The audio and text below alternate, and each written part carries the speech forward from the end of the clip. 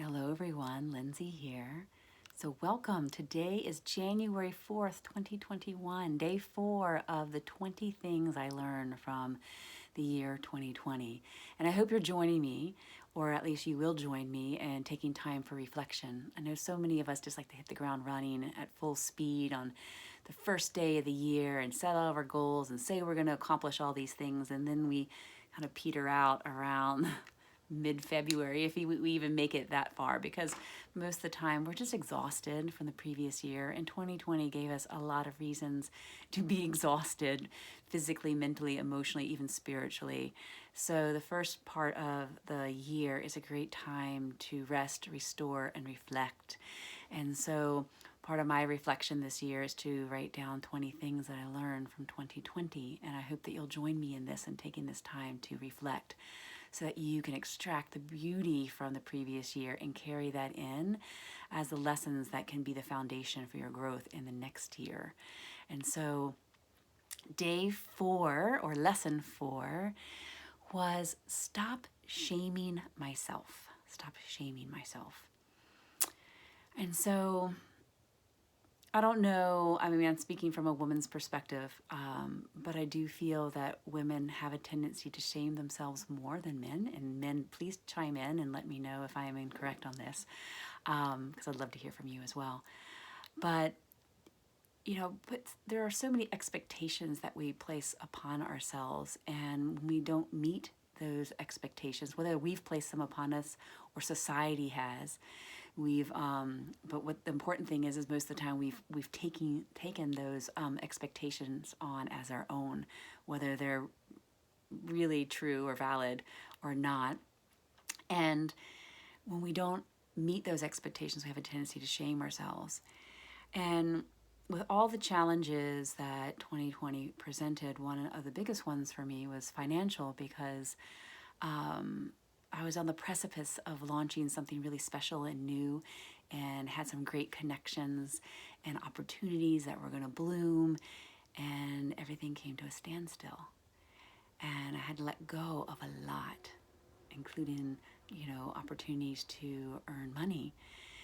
And with that uncertainty, I had to make a lot of adjustments and adapt. That was what day was that? It was January 2nd. That was the second one, of the ability to adapt. And part of that was that, I had to streamline a lot of my expenses, which has been a blessing.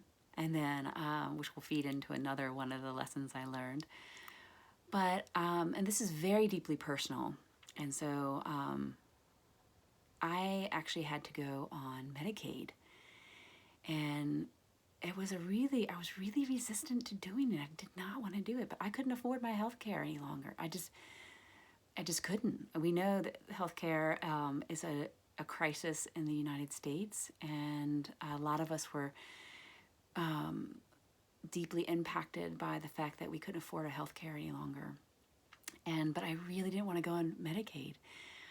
And I had to really sit with that and feel into it. I had so much shame around going on Medicaid. Like, I've always been one, like, I can do this, I can do this, I can do this, I can support myself, I can,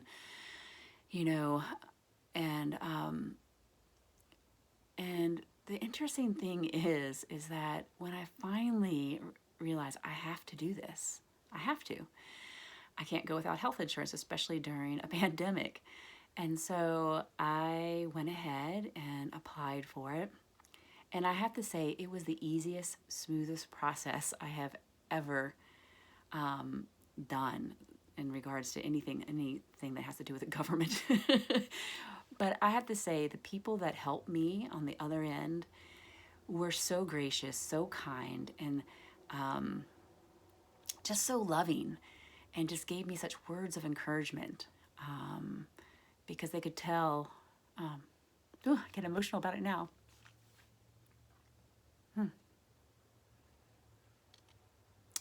They could tell how emotional it was for me, and to have that such sweet support from someone I didn't even know, and telling me it's okay.